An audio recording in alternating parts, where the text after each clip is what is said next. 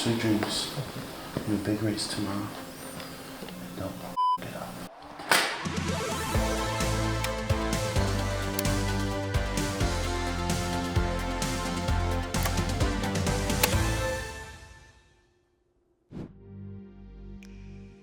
With the build behind us, it was time to start using the 850 for what it was really made for. Blasting down racetracks, singing its glorious 5-cylinder song for car enthusiasts to enjoy. So, for its first event in that form, we headed up to Watkins Glen International for the inaugural Grid Life event at this historic racetrack. It's a wagon, huh? It's useful, isn't it? Get them out of here. Fully loaded up.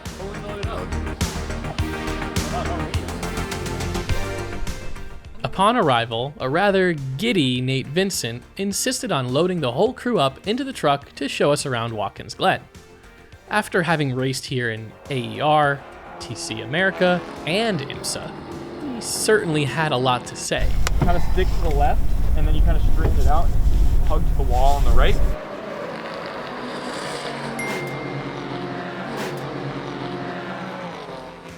I'll admit, while the tour was certainly informative, Nate didn't exactly calm my nerves. I'm nervous. I'm nervous about the rain. This looks a lot bigger than it does in Gran Turismo. Just this is longer than the whole proving ground. Yeah. I'm so confused here. Where's the bus stop? Where do they pick you up? Where the NASCAR I've never even taken the 850 out of second gear. That's not true. I watched you put it in third 2 times. 2 times. Next, we headed back to the paddock and found ourselves surrounded by some very cool cars, and some familiar FCP Hero builds. It felt a bit surreal, having the 850 in the company of such special cars. But as the sun set after admiring seeing all these cars together, it was time to bring the 850 to its very first tech inspection.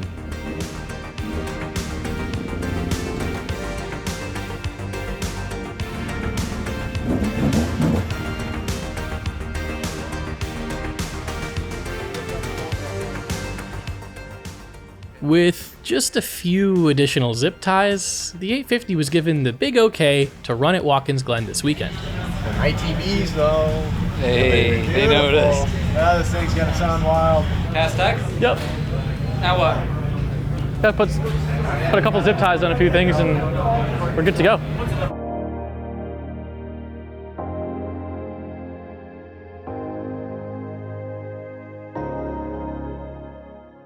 But before I got behind the wheel, I passed the keys to Nate Vincent to give the 850 its very first shakedown on a very big track.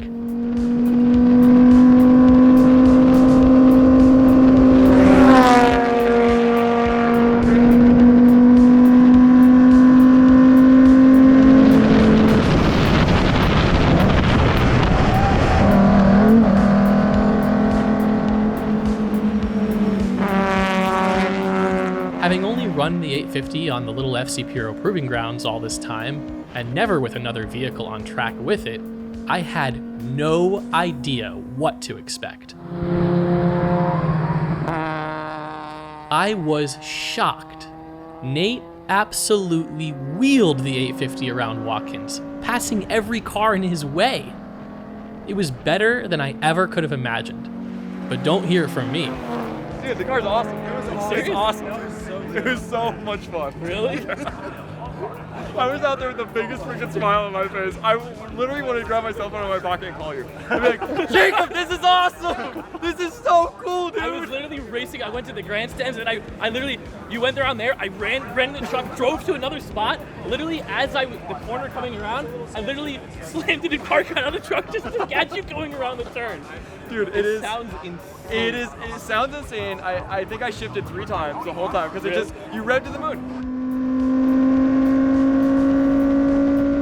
As much fun as it was watching Nate thrash the 850 around the track, I knew that my turn to drive was coming, and I needed to prepare myself.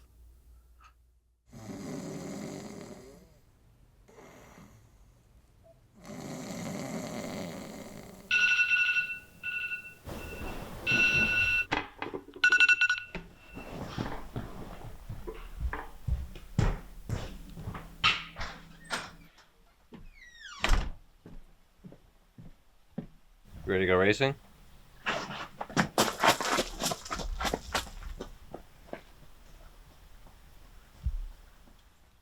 Sunday had finally arrived, where a few of us had signed up for the non-competition track day portion of this Grid Life event. Grid Life HPDE. In the back, we have a driver's meeting for all HPDE drivers. About 10 minutes. All HPDE meeting. We got a driver's meeting at 7:40. Should have been 8:50. I'm just torquing all the wheels, lug nuts, just going over all of them. I don't know where my instructor is, Nate Vincent, probably still asleep. You know, he had a long day yesterday, made podium, 3rd place, set an absolute flyer. So I can understand why he might need his rest, but we'll see if he even shows up. I don't know. I have faith. While Nate was nowhere to be seen, I was happy to be joined by our good friends Mike Hidalgo and JR, who thankfully seemed to be just as nervous as I was. Are you nervous? No. That's not good.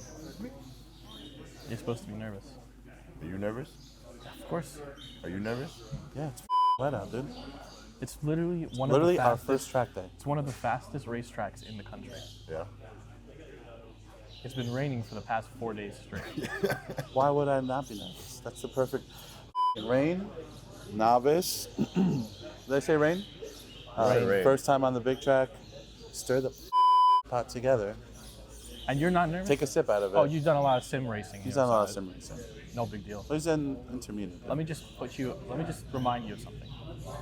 In the sim, if you wipe out, restart. I'm not going for the in real freaking life, gusto today. if you It's wipe out, wet as hell out there. you I'm don't not gonna restart. I'm not going for freaking lap times. I'm just trying to have fun. You can't. You're not allowed to have fun. It's What gotta do be you mean you're serious. not allowed to have fun? It's not about fun. Literally, that's the It's reason about we're here. survival. It's about getting through. You know what? I'm just doing parade laps.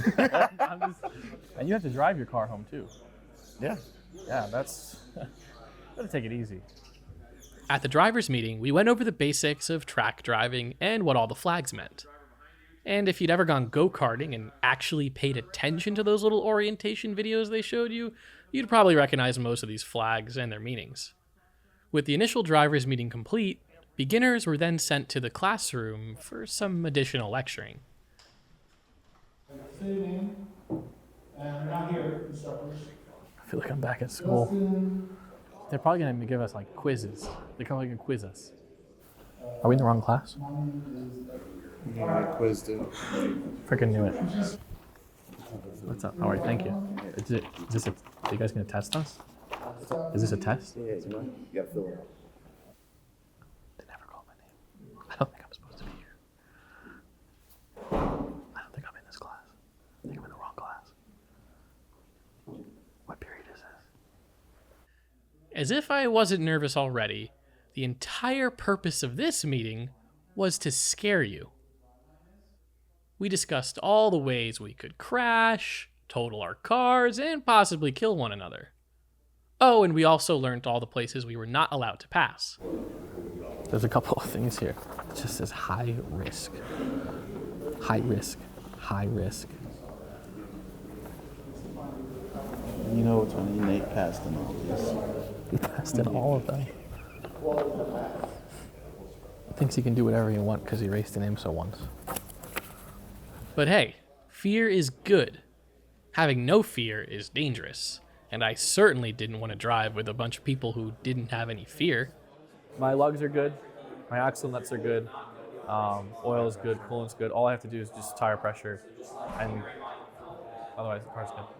As I headed back to the paddock, getting ready to take the 850 out, Nate, in all his glory, miraculously showed up and offered to give me a proper scouting lap in the 850 before swapping seats and handing me the wheel. So go out, we'll do a couple laps, I'll show you kind of the rain line, where to watch out for slippery spots, where to brake, all that sort of stuff. Then I'm gonna hop over from the driver's seat over the passenger seat, and you're gonna rip this thing. Good? Sounds good.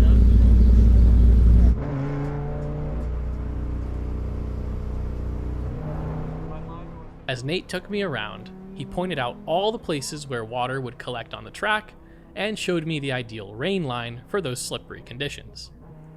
This was extremely helpful, as in these conditions, you could not drive the traditional racing line, but rather a totally different line. Yeah, we showed him the limit, we had some fun, and now he's good to go. Like, I know how that car handles. I've driven it a lot, just at lower speed. You know, it's not a big deal. It's just one of the fastest racetracks in the country. In the rain, my first track day, so I think it should be fine. Good luck. Thank you.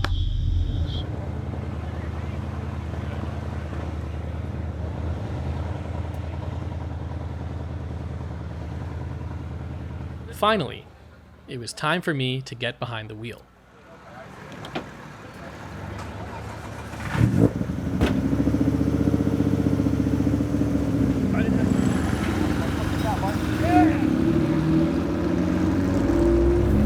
All right, so remember blend line to the right. Remember, get your hands straight when you see slick spots so you think it might be a little slippery. Looking at my face, you could tell I listened during this morning's classroom course. Pure fear. No fun, just like I mentioned to JR in the morning. The steering wheel should come straight as your foot pedal kind of goes down. You see the kind of dry line you can kind of carve right through here? Yep.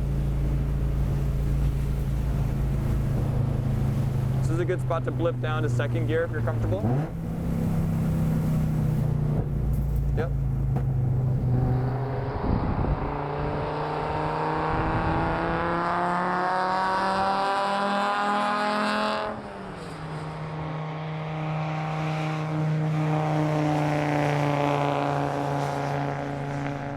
Driving slower than I had driven the original 300,000-mile stock 850 home from purchasing it was not exactly what I had in mind. But the 850 felt incredible. The feedback through the seat, steering wheel, and pedals made sure I knew exactly where my tires were and were not gripping the wet pavement.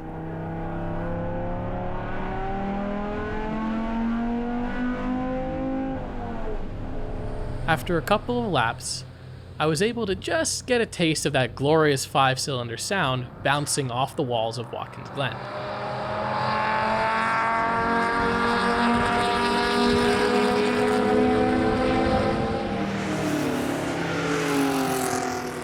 That corner's fun. Well, yeah, it is. You like that corner, I can tell. The car's got a lot of torque. Yeah, it does. Not bad. Not bad at all.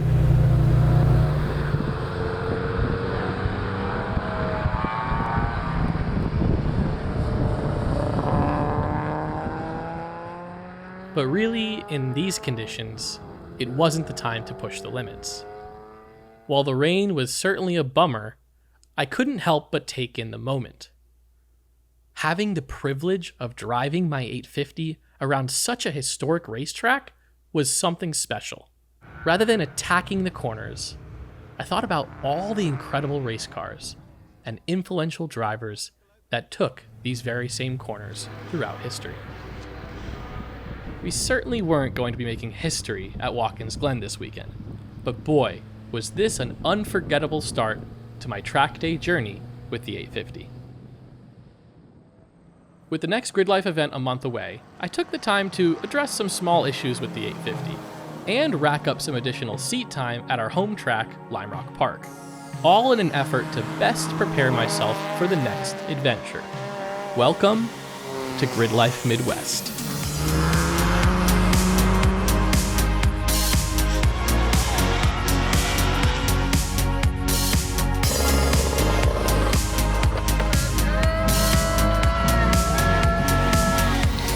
When people think of Grid Life, this is the one, the OG, the Grid Life Midwest Festival.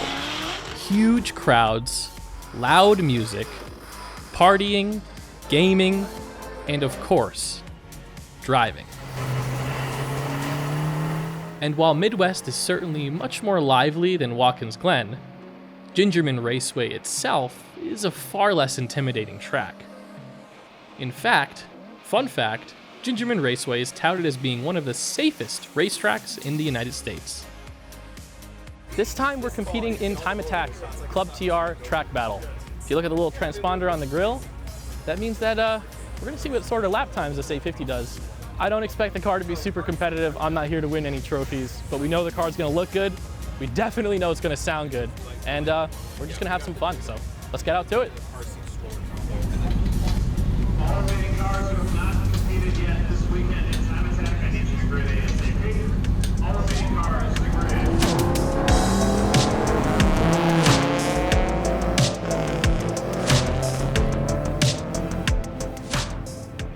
Track Battle is a Time Attack series where you compete for lap time rather than position. There are a number of different classes based on level of modification to your vehicle, and the 850 was not built to fit into any particular class. Despite that, we found Club TR to be the closest class that would fit the 850, if a bit outclassed by the rest of the field. But that's okay. We certainly were not here to break any records or stir up the competition, but rather for me to get a taste of what competition driving is all about. Just got out for my first practice session, first time at Gingerman Raceway. Car feels awesome. This car is so neutral. Like, it is the most neutral front wheel drive car I've ever experienced. Once I got the tires warm, like the thing just hooks up. I'm shifting a lot. Third gear, if I leave it in third gear, the revs drop a little too much for some of the slower speed corners. So I'm downshifting a lot to second, going all the way through 7,000 RPM in third, just touching fourth. I don't have a speedometer, I don't know how fast I'm going, I just know I'm having fun. And yeah, can't wait to keep driving this track and learning. And I think turn 3 and 4 is really fun. You know, like the way you feel the car just has so much grip coming out of that corner. And I'm in second gear and I'm just winding it out to 7 in second gear. It sounds amazing. It feels really good. I don't know my lap times yet. Frankly, I don't really care. I guess I need to know what group I'm going out in. But I'm really just out there to get more comfortable with the car. There's definitely a lot more grip in it. I could definitely go a lot faster. But I'm, taking it slow, pushing the car further. So. Competition driving is a totally different beast to a more relaxed HPD or track day format. Time is critical, and not just your lap time, but how much time you actually have on the racetrack. You get 2 practice sessions and 2 qualifying sessions for a chance to be in the top 5 shootout. If you don't make it, you're done for the weekend. We knew right off the bat there was no chance I or the 850 were going to make it into the top 5 shootout. So that left us with essentially 4 short driving sessions for the weekend. One thing I learned with this type of driving environment is to be hyper aware of what's going on down the track, not just the corner that you're coming up on. Second practice session ended short, and I mean like really short. I think I did maybe not even 2 laps. I was driving on the first half of the track and I look across the second half of the track and I see this massive plume of smoke. And I was thinking to myself, I don't think there are any drift cars out during this. And so I started slowing down, and around turn 6 through turn 10 was literally oil all over the track. Car dumped a bunch of oil. There's a couple cars that spun out. So black flag session pulled in. So yeah, next up is qualifying. So I only had 1 practice session before qualifying. We'll see how we do.